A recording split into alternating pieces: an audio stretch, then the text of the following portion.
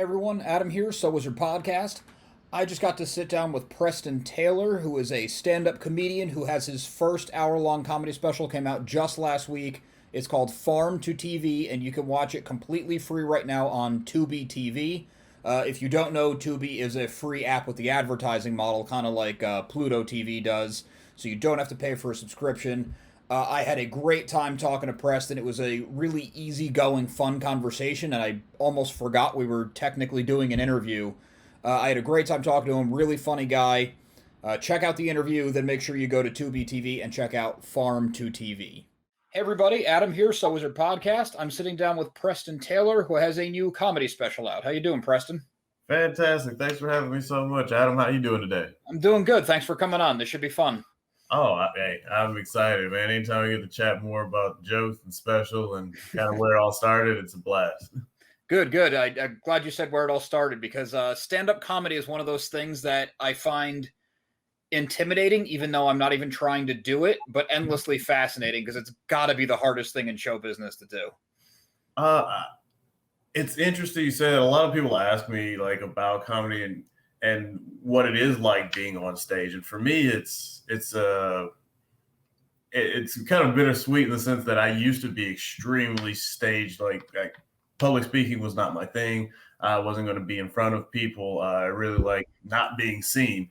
I played sports. I liked playing sports, but I told people even then there's a jersey on, you have a helmet on for football. So, the entertainment is there, but it's not a lot different than by yourself standing in front of a crowd with a microphone. Sure. And even in entertainment, as I've done stage acting and things like that growing up, doing theater in high school and such, there's nothing like being by yourself. And I think that is one of the things that makes comedy and stand-up comedy unique is that you can have an ensemble cast with a show. You can do a lot of different things when you're on a movie. You can retake stuff. But when you're on stage by yourself with just a microphone, trying to make a room with 100 or 200,000 people laugh, I believe it is one of the hardest things to do, when it comes to when it comes to entertainment.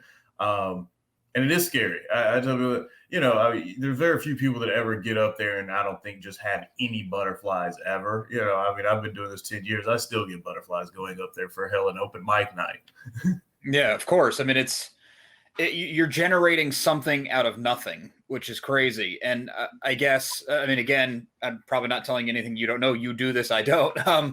But it just seems to me like if the guy before you sucks, then you have to like win back the audience. So you're fighting an uphill battle even from there.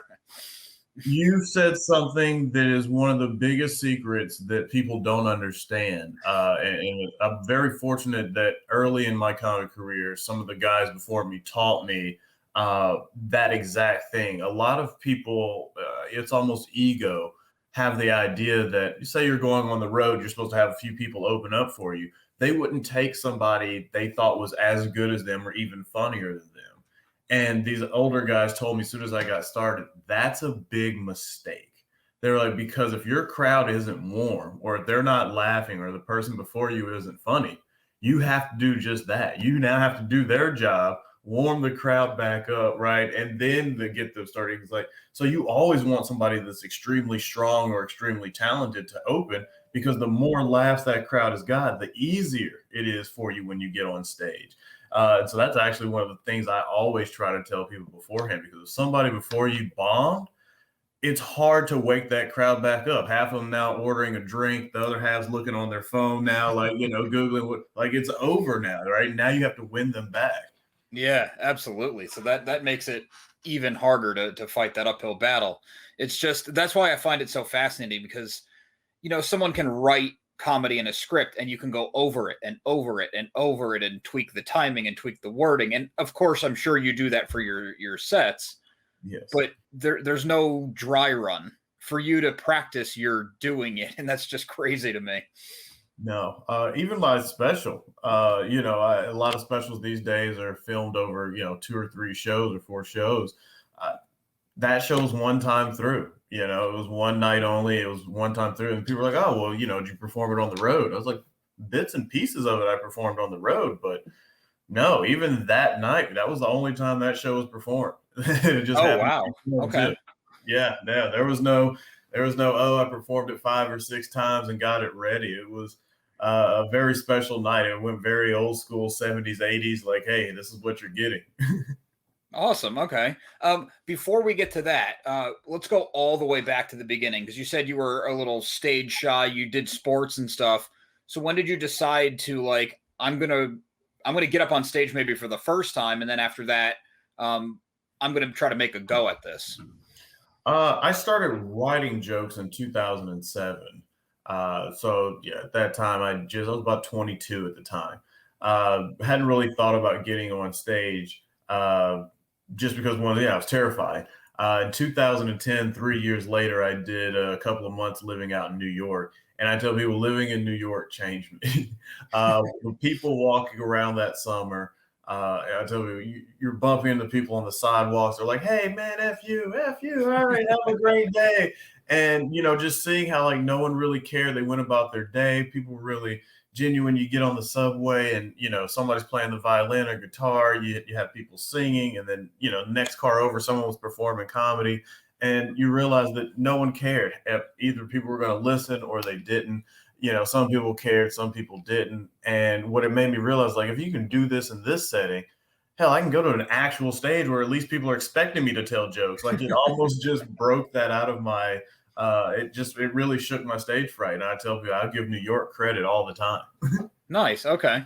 Was it comedy that brought you to New York? No, I was actually I was actually working at Abercrombie and Fitch out here in LA at the time, and then I would do modeling during modeling season. I was actually there for runway season. Oh, okay. So I was there for nothing that even do with comedy. And then after I was there, I moved back to Los Angeles. And that first week of June in 2010, I went up and performed my first show. 5-minute set, West Hollywood here at the Palm. I'll never forget that. There was a guy in front of me that said for 4 straight minutes. So that the part where you talk about losing a crowd, he just forgot his set, and I was like, well, just give up. Nope, just for 4 painful minutes. So my first experience was following that, and so the fact that the people even laughed for your first show was addicting. And I was maniacal about that first 4-minute show, 4 minutes, 4 minutes, and just jokes. I was like so zoned in. And then once those laughs happened, I sat down with some friends that came out that night, and hey, be honest, was it real laughs or you're laughing because of my friends, right? And once it was real laughs, I signed up for a second show a week later, and then after that, it just kind of started building.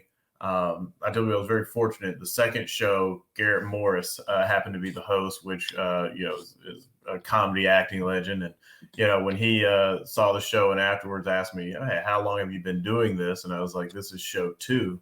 He was like, "You're going to be all right. If this is show number 2, you're going to be all right doing stand-up." So it really gave me a vote of confidence moving forward. Yeah, to get praise from somebody who's already been doing it, that's pretty awesome. Right. So what's your I don't know if you want to call it a writing process, but your creation process? I mean, don't go further into it than you're comfortable. I don't know if you want to give away your trade secrets or something, but no, because everyone's different. Yeah. I never forget. When I started doing comedy, there were some friends out here that asked, "Let's go writing." I didn't know anyone's process either. And for me, it was just kind of things that happened throughout life or stories that I hear that I thought were funny. I would recreate into jokes. And they said, "Hey, let's meet on a Monday at 8 a.m. at Starbucks."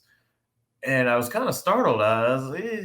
They were like, "What? You don't want to, meet and write jokes?" It's like, that's not how I was like, "What's funny at 8 a.m. at a Starbucks?" Right. I was like, if you want to go walk down Hollywood Boulevard at 3 a.m., there's going to be some things happening. Like, I'll do that, but I don't want to go sit in a coffee shop and just drum up random ideas. But for some people, that's their writing style, right? They create funny.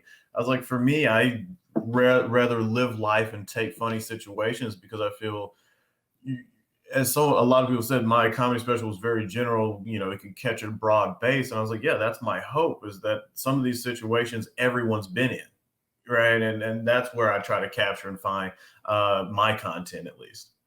Okay, that makes a lot of sense. I can see that because Like you said, like why sit down with a blank screen and that cursor blinking in your face and trying to just will something to be funny when you could just watch ridiculousness at 3 o'clock in the morning and Right, and because a lot of those stories people don't believe are even real.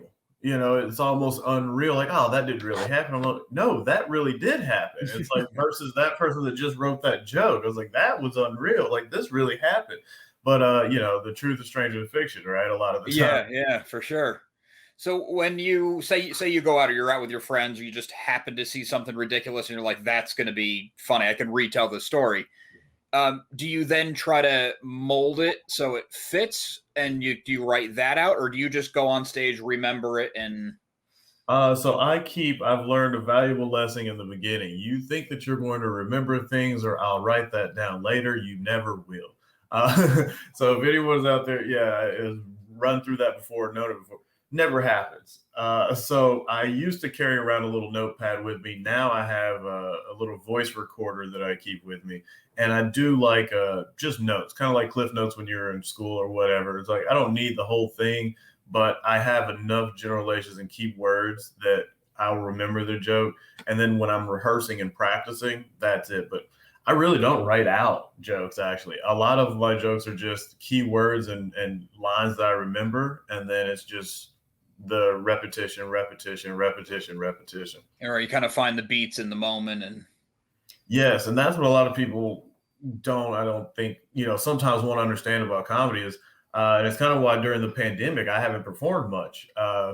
It's an energy and a flow. For certain people, it's not strategic for me. I'm not okay, here's the setup punch and here's the three things that go. Like I don't do the formula. For me, it's I'm reading the crowd. I really like that the feel of the crowd, the energy of the crowd. Maybe someone went up before me and a certain set of jokes of theirs are working and I know that I have a certain subset of those jokes in mind, right? Okay, they're loving dirty jokes tonight. Fantastic. Then I'm going to switch my show for a dirty joke night. And so yeah. I want to be on the beat of whatever the crowd is, and you got to be, I think, a little more flexible when it comes to that. That's also a really good point, something I wouldn't have thought of because if you're working on a 15-minute set, say, and you have it down, and then the room is either totally clean or totally blue, or would one shift or the other, and you're not ready for it, that's pretty bad. I've run into that, and so that's why, Oh, that's why I've now become like luckily when I saw that show happening where it was. I mean, the crowd didn't almost want to hear anything dirty, and hell, half of my show is dirty. So, for me, it was a good, it was a moment that luckily I caught it on early in the show that I was able to go in and say, well, hey, at least know, hey, maybe if there's a 5 or 10 minute show, I always kind of have 5 or 10 minutes extra of material just for whatever. That night it was a complete shift, right? That night it was like, all right, let me take out all of these things and just put in the things that I know at least were a lot softer and cleaner for that crowd. So at least for me, that's one of those things that I definitely try to be aware of and try to vibe off of. yeah, that makes a lot of sense because the wrong tone of joke can definitely have an audience turn on you, I'd imagine. Quickly, very Quickly, yeah. and I see the rooms with crickets, and they're both bad. But I mean, that hurts just as bad. I almost rather hear you boo or say you dislike it versus just the crickets room. And that's a rough night. I've seen those nights. I guess a negative reaction, at least they're reacting, they're engaged. Exactly. But that was, I mean, and I was fortunate that it wasn't only me the night that I speak of here in Hollywood. There was about 8 or 9 of us that went up, and it was like, it was almost as if everyone there came for dinner and they just didn't know a comedy show was going on, as if there was just Oh a man. wall between us. And at least it was every comic to where none of us felt bad. We were like, okay, maybe the crowd doesn't speak English tonight. Maybe a tour bus stopped off and they just all stopped in, and like it was a very odd night for comedy. Yeah, when you say 8 or 9 comedians went up and nobody connected with the crowd, I mean Nobody, I nobody. wouldn't feel bad about that because clearly there's something wrong with that crowd. And I mean, I'm not going to say I'm some comedy authority or anything, but I've been, and there's nights where, hey, there's been 8 or 9 people go up and hell, no one should have laughed. But that group that night, there was, different styles, different genres. There was women, there was men. There was an English guy, like the accents, like everything was there, and nobody laughed for anything. I was like, that's just a bad crowd. Yeah, I that's don't want to blame bizarre. the crowd, but That cannot be the norm. no, never. And I've never run into that again ever. I mean, that was literally the weirdest one-off I've ever seen. Yeah, it's some strange anomaly. Yes. So you did mention COVID, which is kind of the elephant in the room. Like a year ago, I was trying not to bring it up to people because I'm like, everyone's sick to death about it. But you being I mean, I'm sure you are sick to death of it, but being a stand-up comic is like your industry, maybe more than a lot of industries. Like there's nothing you can do really. It's been the weirdest year. I performed finally, and it was still ended up being for 4 or 5 family members, and then everyone else ended up being online. But it was a birthday event, so I thought it'd be nice for the family. But otherwise, I'm not doing it. And everyone's asked, "Oh, well, when are you going to get back out and do something?" I was like, "I'm in the middle of California. We're not. They're not. There's nothing here. There's some rooftop things opening up. Some people are doing some outside shows, but even in those, everyone's so spread out and 6 feet apart, and it's not the same. I don't want to be in a sparse crowd of 30 people. Meanwhile, the comics are still sharing a mic. Yeah. It makes no sense. I was like, no, oh. it doesn't. So it for me at least, I looked at last year in March, and I just told myself for the next 14 to 15 months, make sure 1, Farm to TV was coming out. 2, make sure that I have enough material that I could do a new show when it was time to come out. So that's really been my focus. Is I spent a lot of time in the mirror this past year, Right. Getting the next thing going. Number 2 ready. Yeah, that makes a lot of sense because I kept hearing there was like Zoom room comedy clubs or like the drive-in thing, but it's just like you're such a perform reaction. So how can you talk to a computer screen with a 30-second delay? That's exactly what I told. I was like, I can't get the feedback when half of the people are working, the other half are bleeping in and out, or they're laughing, 10 seconds later because their lag time. Same with the drive-in things. Like that's fantastic. Except I can't respond to you laughing in your car. I don't know where my beat is to where your laughter starts, and I can start formulating my next joke. So I told him, I was like, you need, at least for me, that energy is what you drive off of in the crowd. I want to look down and do crowd work and make that eye contact so it's awkward for that person. Because when it becomes awkward for that person, it becomes awkward for the room. Yeah. That makes a lot of sense. And it's too bad there wasn't more proactive. I don't want to get into a whole thing, but it's too bad that there wasn't more done to course correct. Right. So when did you shoot Farm to TV? So Farm to TV was shot in March of 2019. Okay. And then, with Hollywood Magic, we went through our first edit. Weren't too big of fans, got with the next group, did the re-edit and came out pretty much what you're seeing today and what we really like. But then, people didn't realize. They're like, oh, what then took some time? I was like, think about it. Once COVID hit, everybody that had a project in Hollywood that was either close or on the back burner all wanted their stuff out. Yeah. And there's only a certain number of people in town to, finish up post-production and edit and get things to a certain quality ratio and aspect for all of these different, VOD platforms. So it was an interesting race to see like, oh yeah, you're ready to be released. And then see the list of people that needed to be released in front of you and things. You're like, whoa. But that's another thing that it caused that people didn't realize was like it caused a backlog. Yeah, and as a consumer, like during COVID, we were like, people couldn't release stuff fast enough because we're just stuck at home consuming.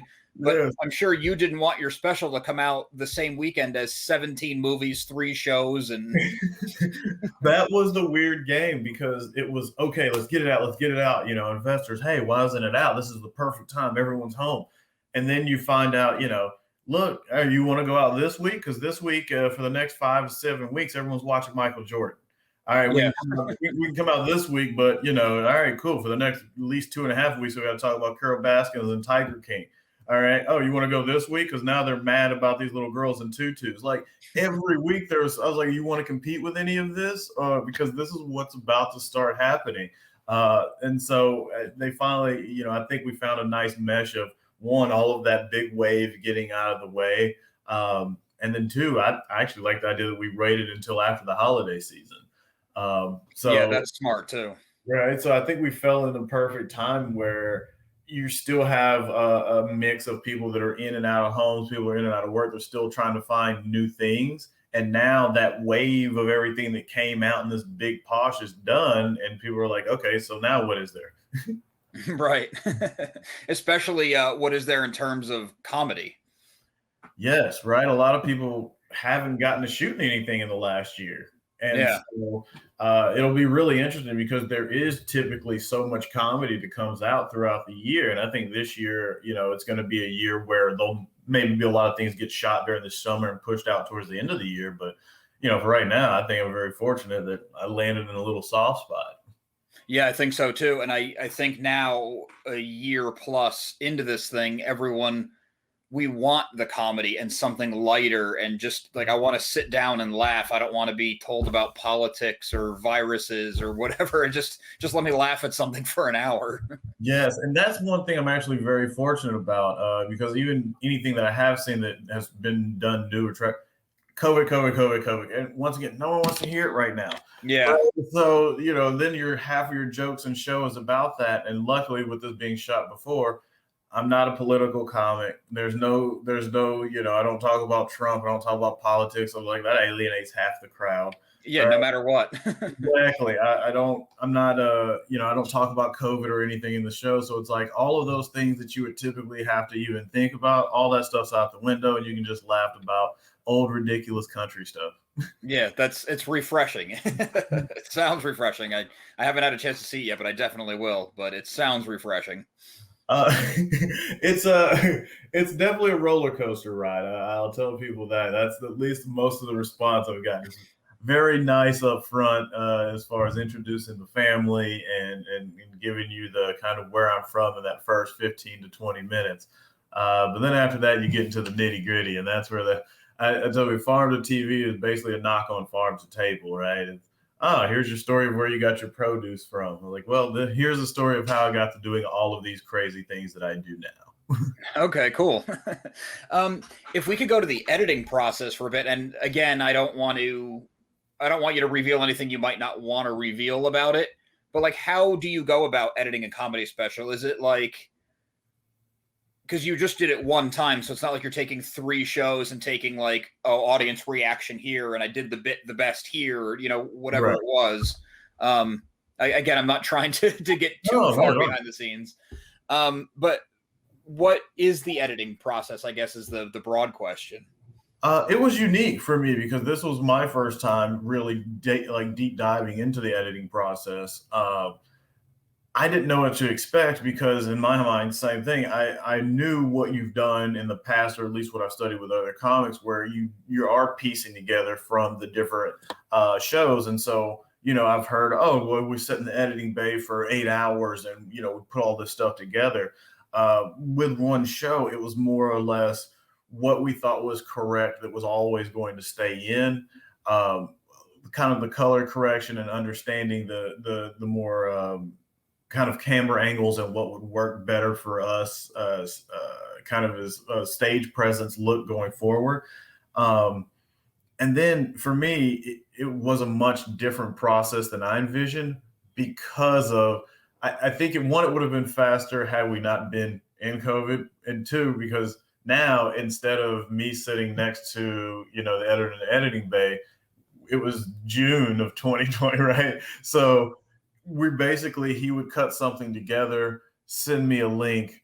I'd watch bits and pieces of it, send back notes. And it was just that back and forth, back and forth. And I was like, I want to go back to the old way. I would much rather sit in the editing bay with him for, let's get in that dark room for a day and a half and bang it out, because then you could at least go back and forth and get it done.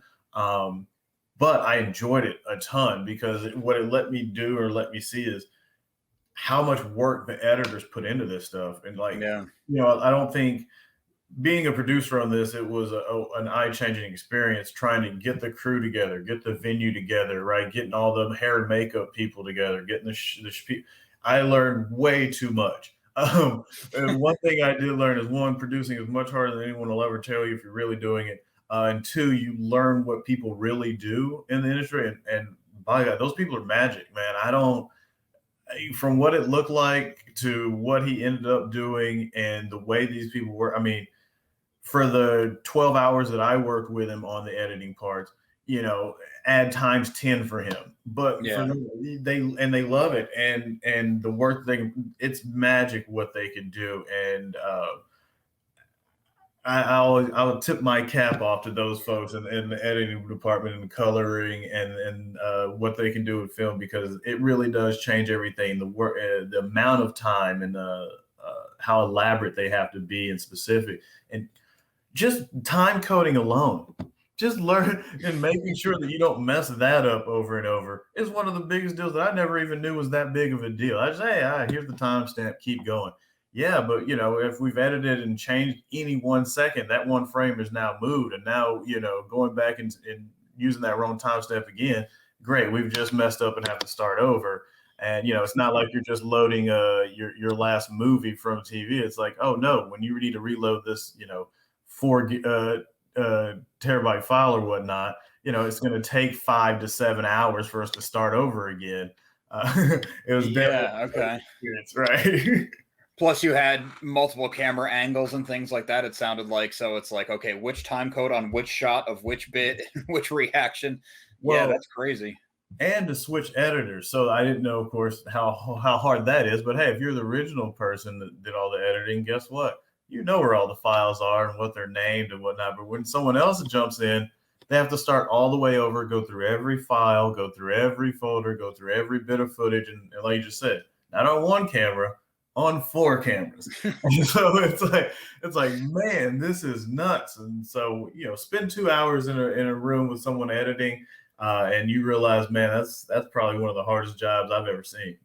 Oh yeah. And they have a pretty big hand in crafting it, but they have to restrain that because it's your show, not their show.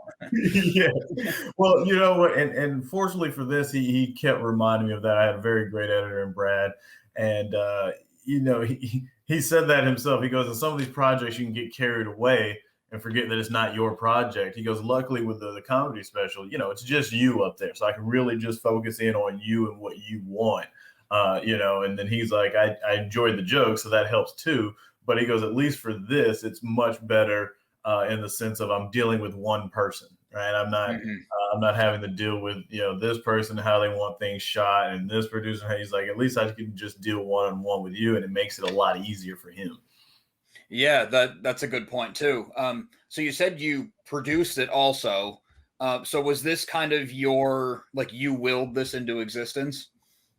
Yeah, Hollywood is a place where it's almost people wait until someone tells you you're ready, or someone gives you a special. Oh yeah, Comedy Central is gonna, they said I'm ready. It's like, no, when you're ready to do an hour. I mean, you don't need someone to tell you when you're ready to do an hour. If you got an hour of material, you're ready.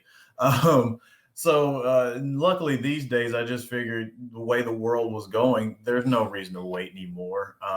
You don't need $400,000 to go shoot a special anymore. I mean, you can, but you don't need that anymore. As long as you can go out and find the right investors and right people and venue. I mean, you can shoot something that you've seen in these great shows on Netflix and everything for $100K, and it's just a matter of believing in yourself and kind of going out and doing it. So yeah, for me, I was like, hey, I'd rather go out and shoot my own coming out party. I thought I was ready about 3 to 4 years ago. And so it just all came to fruition. Yeah, that's an interesting aspect of it too, is just the time that you said you've been doing this about a decade. Yeah. And this is your first hour-long special you've done? Exactly. And I think probably 6.5, 7 years in, I was really prepared. It's funny. I performed an hour-and-a-half show probably 2 years in to doing comedy. And I'll never forget, one of the older comics told me, every year you'll probably get somewhere between 5 to 7 minutes of material that you'll continuously use. And, and he said, that's why it takes comics so long before you see them do their specials. And I thought, that's crazy, and I did do shows early, and I was able to stretch 30 and 40 minutes. And I was like, you know what, though? He was correct, because it doesn't matter even if you did have an hour 2 years in or 3 years in. you still almost your stage presence or your awareness or who you're going to become on stage probably hasn't come out yet. Like it really does take years and years and years. I tell people, think of anything. Basketball, you learn free throws first, and you learn layups, but your left hand probably wasn't that good until you got older, right? Until you worked on it a while. And so it's like the same thing with comedy. You could have the best jokes in the world. You could be a Dave Chappelle-esque person in year 1 or 2, but you're probably not going to have a full hour, and you're probably not going to be 100% loose in who you're going to be on stage in the next 4 to 5 years, because that guy's confidence is way different from that guy in year 3. And that's just you see it so much on stage, the maturity and growing. I mean, I have videos from that second and third show that I did back in the day with Garrett. And I laugh like, wow, that dude sucks. People are laughing, and it looks well, but I was like, I am so stiff, and I'm not moving, and there's no facial expression. I'm like, I just look like a statue. I was like, yeah, that would not work today. Yeah. So how do you go about planning, or how much in your head do you get about the planning of, like, I'm on the stage, I'm going to stand here at the mic, I'm going to move over here, or you just kind of go with it? For me, I just go. One thing that I've always done, at least it took me probably the first year and a half, was movement. And because I was stiff, I was so in my head in the moment that I wouldn't move around stage. And a good friend of mine and manager buddy always told me, he goes, go back and watch some of the older comics, right? He goes, and watch how they command and move around the stage. And one thing I noticed is they never stop moving. Some of the best comics you've ever seen, even if they're not the biggest, right? You have some of the Jim Carreys, the Kevin Harts that are, they're animated, they move around a lot. But even the wordsmith, right? Even your Jeselniks and your Dave Chappelle's, even though they're great with their words, they're still moving around the stage slowly here and there, right? And so they're still commanding that stage. And so that's one of the things that I wanted to master is, making sure that I could move around a bit. And now it's a natural thing. Like when I get on stage, it's just moving with the crowd. I feel like I'm talking to people. It's almost a conversation. Yeah. And it kind of, from my experiences, it kind of feels like a small form of hypnotism. Right? It is. It's dun dun dun dun dun. Dun, dun, like, well, for me at least, when I'm getting in a rhythm of my jokes are working, it really is dun dun dun dun dun. Oh, everyone's laughing. Dun dun dun dun dun. Laughter. Yeah, like pause, punchline, movement. Right, and it becomes rhythmic, and you really do get into it. And it's one of those things where, and everyone's rhythm may be a little bit different with their jokes, but once you find that rhythm, that's where that audience participation and energy we talked about earlier is needed. And like for me, I know I'm a rhythm person on stage, so it'd be hard for me to do a Zoom or be on a park or a car drive-in situation. Yeah, those situations. I mean, I'm sure no one was thrilled about it, but they probably figured it was better than. But I could see why it doesn't work for people. Right. I mean, listen, hey, music. When they said they were doing concerts, things like that, fantastic. I can sing along in my car. I can hang out on the roof. Right. Those things I feel like, you could do. But for me, comedy was one. I was like, you guys are stretching. Yeah. So you're LA based right now, currently, you said? Yes, indeed. Still But here. You're from Texas, right? Yes, from tiny town, Texas. Tiny town, okay. Because I've been hearing, like with Joe Rogan going out, and he's bringing a lot of his comedian friends to Austin specifically. Is there anything in your mind like, oh, maybe I return closer to home and there's more of a comedy scene there, or is it still way too up in the air? Part of me has thought about it. I like Austin. I enjoy Texas. I enjoy visiting. I go back every year. At some point, I'll have a little bit of a home base there or whatnot. I've just stayed away at least until I get a vaccine or something. I know Texas is wide open right now. Yeah, that's another factor. Yeah, for me, I was like, I mean, there's one thing to be like, we're just at 25% capacity, I think, now out here, and I think they said June will finally open up. It's like, that's fine with me. And I get other parts of the country apart. Y'all just came out guns blazing. They're just like, screw it, take it all off. No, I was like, just no, nothing. I was like, oh man, like I can't do it. So eventually I want to get back there and work a lot of the clubs in Houston and Austin. And Austin to me has always had a great scene. I love that in the last few years, music has really blown up there with South by Southwest and things like that. The comedy scene to me has sneakily always been extremely good in Austin as well. And so people like Joe, thankfully, are just, exposing that now and really helping it, grab that national attention. Definitely. No, that's cool. And I didn't even think of the COVID factor, which I don't know how I didn't, but it's always a thing. Well, no, I mean, because I've seen so many comics that really, really wanted to start getting back to it. I mean, I'm like, where did you find a crowd? Like, I'm seeing them film some things here or there. Like, oh, we're in Texas or we're in Florida. I was like, of course you are. Yeah. Yeah, I don't think Florida ever cared. No, man. Listen, they were like, Dana White, you want to do what? Come on over here. Yeah, they had like what, or is it this month? They have like 15,000 people in a crowd coming up. Yes. They Yeah. I mean, listen, I'm going to watch on TV. I'm just excited to see how close people are. I want to, that's going to be my thing. If they do the fan cam, I just want to see if anybody's coughing on anybody. Oh, there will be. Yeah, that's all I want. That's the biggest thing now. They're going to go overboard because it's the first time that they were able to do it. Of course. Could I ask about the distribution to Tubi TV, or is that inside baseball manager kind of stuff maybe you don't want to get into? No, not at all. I mean, I signed with Global Digital Releasing. They do a great job releasing on all the different VOD platforms around the world. Had a great relationship with those guys. They wanted to take on a new project, and so this is their first comedy project that they've actually took on. So typically they're releasing, your horror films and your typical sci-fi type things. So to do this and to be there first, I'm actually very gracious. Thank you guys over there for trusting me. And so far, we've had great reviews.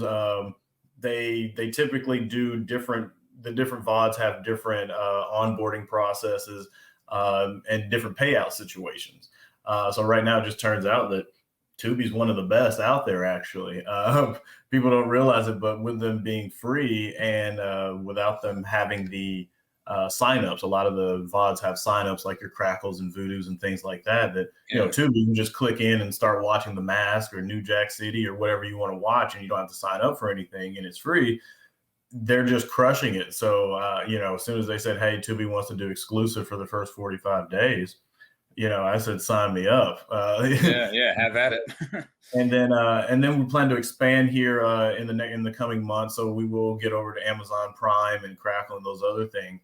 But yeah, it's been interesting to see what it's like going after the VODs, the VODs, the video on demand versus the classics, your HBOs, Comedy Centrals, things like that, because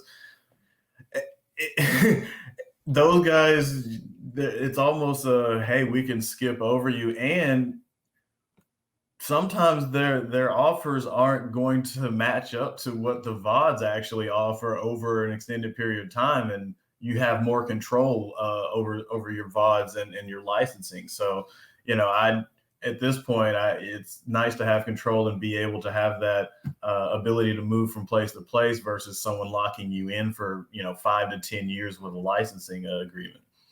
Yeah, definitely. I just find it very interesting because it's funny. Like, we all had cable TV, and then we all got on the Netflix, Hulu, whatever bandwagon, and now there's the streamers coming out that are advertising based.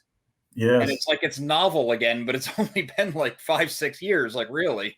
I crack up at the sense of exactly that. I was like, we just went directly back to what the whole point of what we were trying to avoid, which is the commercials and ads in the first place. Yeah, exactly. We're like, you know what? We want to go right back to that. Well, and because, I mean, let's be honest, that's where the money is. And so, hey, YouTuber, you want to see a favorite YouTuber? Well, you got to watch Coca-Cola run around with some penguins, And so I think what's happening with the Crackles, though, and the Primes and the Tubies is what they figured out is, hey, fantastic. As long as Ford wants to run ads and people want to watch something free, we found us a new niche, right? Because, hey, Netflix is going to keep raising their price. Hulu is going to keep raising their price. Everyone, And so great, I can go somewhere and watch it free, but I have to deal with a minute of ads. Okay, I'll just Yeah, deal with a minute of ads and not have to pay $16 a month. exactly. Yeah.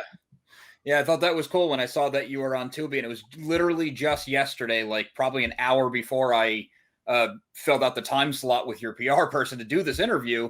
I was reading an article about how the advertising model streamers are getting huge shares of audience time. Like Huge. I mean, I've seen. I mean, I don't want to throw anybody out there, but I know some people threw some things on Tubi, just hoping for the best. And a few months in, they're pulling in 5 figures a month, and they're just like, the viewership, and the ad revenue share model is amazing. It's like, yeah, as long as people are watching your stuff, you're getting paid like people are watching your stuff.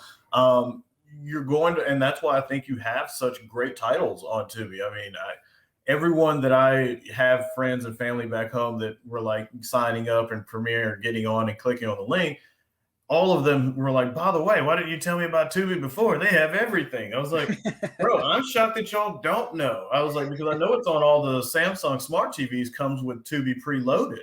So I have a smart Samsung TV. So as soon as the pandemic started a year ago, I clicked on it because I love The Mask and Jim Carrey, and it was one of the first things there. And so sure enough, they already had my attention. So when I had the opportunity to, be on the platform, I was like, oh, sign me up. yeah, it's also nice where you can say, hey, I have my new comedy special out. You should check it out.